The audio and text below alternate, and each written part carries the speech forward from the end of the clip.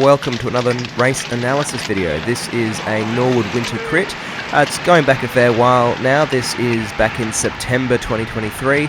This is the lead into the Super Series, and so I'm nearing the end of specialty training and I'm feeling pretty fresh and pretty snappy. So going into this race, I've got a few ambitions. I'd love to try for a result, but I also want to see where the legs are at, so I'm going to try to get in some breaks. However, before we've even finished one lap, a big break of about 5 or 6 has gone off the front. Being a sprinter, I'd normally let somebody else close this, but I want to see where the legs are at, so I'll help on the front. You can see I'm doing about 400 watts pulling through the corner. I could probably sprint across to this group, but I don't want to do that. I'd rather get the effort in the legs, I guess. Finish coming through the corner, and although I get the power back up to about 350, I flick the elbow pretty soon after. Guy behind me doesn't want to pull through, but that's alright because SA Fabricators comes through in the blue kit and does the next bit of work pulling it back. That brake comes up, and after a few more laps, another brake goes. This one's got my teammate in it, so I'm going to let it go. Or depending on how far ahead it gets, it might be worth jumping across to, but at this point we'll just wait and see. The two of them never get more than a few seconds, so a lap later they've strung the field out. They've come back, but it's time for me to have a go myself. So set the power down, see what I can do, go up for an attack, and unfortunately I just get closed off and have to slam on the brakes. So that's going to be it for the next couple of minutes until the next opportunity. A lap later, the two more riders jump off the front. The two guys currently sitting on the front aren't doing anything. They're not chasing, so Jared has another go trying to jump across. Once again, I'm happy to let him go. And they get a break with a few seconds gap pretty quickly. But the three of them don't even get to spend half a lap off the front.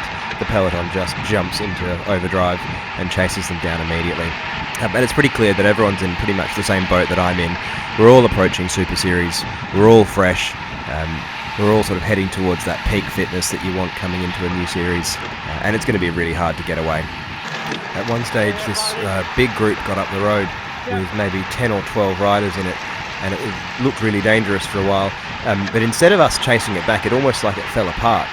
Riders just kept disintegrating out of that bunch and dropping back into the main peloton, and eventually we caught them up. But doing so was a hard slog, and even though I'm not sitting in the wind doing any of the work, I've already got my heart rate up to 184 beats a minute, just trying to keep up with the hitters. So there's about 10 minutes left in the race.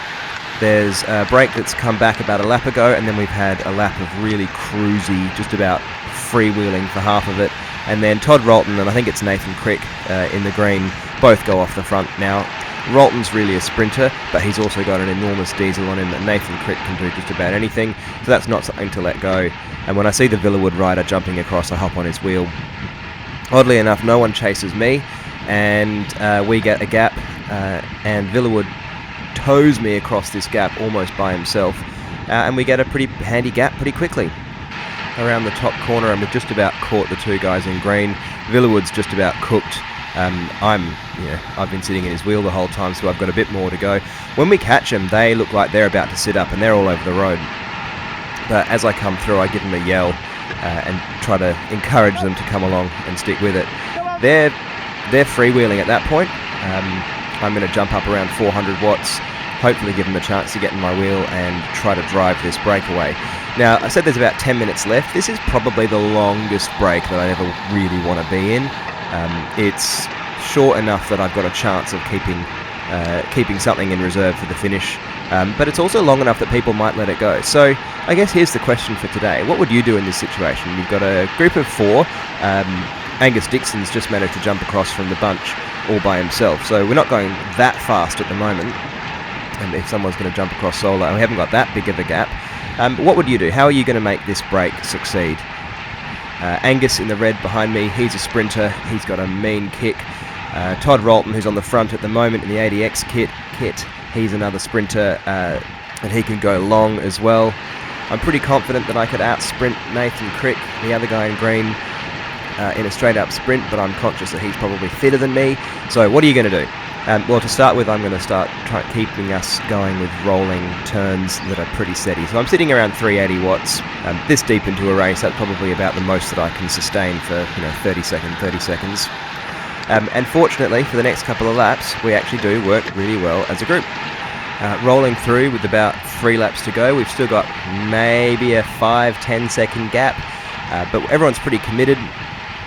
You can see Cricket on the front here. I'm still having to pull nearly threshold in the wheel, so he's still putting in a good turn. Unfortunately, I think probably I was the weakest link here. As soon as I did get onto the front, I could only really hold about 350 watts. And even, in the downhill with the momentum behind me, which is usually something that suits me, by the time we got down to the bottom corner, the Peloton just about had us, and there was only a few metres gap, a few bike lengths between the back of us and the Peloton. But what would you do differently? How are you going to get this group of 5 to rotate smoothly? What are you going to do to, I guess, get this all the way to the finish? And coming through the last chicane here, looking back, I can see the writings on the wall. A couple of people have already bridged over to us. I'm still going to slot onto the back in case someone can tow us through. But as far as I'm concerned, this break's pretty much done. And unfortunately, that sends us through 2 laps to go. So they were most of my matches, and I'm just going to roll through with the bunch once they catch us and see if I've got anything left for the finish. So here we are, coming into the last lap. I'm in terrible position. I know I'm not going to get a result here, but as soon as I see some clear air in front of me, as soon as it's safe to sprint, I decide to give it the beans. I've managed to recover enough in 2 laps that I've got a long sprint in me. This set a couple of power records for the season, this sprint, but being 30 riders back from the start, from the front of the race when I started the sprint, meant that I was never going to get anything. I think I rolled in 11th. I was really happy with the sprint, and I'm looking forward to seeing what I can do with this fitness when I've got someone leading me out. Anyway, I hope you enjoyed that one. We'll see you in the next one. Bye for now.